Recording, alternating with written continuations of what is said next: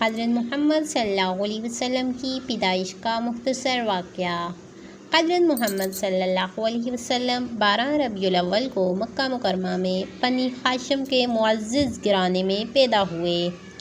آپ صلی اللہ علیہ وسلم کے والد حضرت عبداللہ آپ کی پیدائش سے قبل ہی وفات پا چکے تھے۔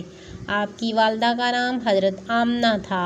آپ صلی اللہ علیہ وسلم کی پیدائش کے وقت دنیا میں کئی عجیب و غریب نشانیاں ظاہر ہوئیں، جیسے کسریٰ ایران کے محل کے 14 کنگرے گر گئے، آتش پرستوں کا 1000 سال سے جلتا ہوا آتش کدہ بجھ گیا، بحیرہ ساوا خشک ہو گیا۔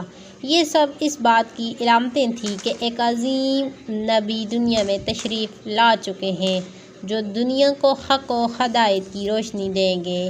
اگر آپ کو ہماری ویڈیو پسند آئے تو پلیز لائک شیئر ضرور کریں اور ہمارے چینل کو سبسکرائب کرنا نہ بھولیں۔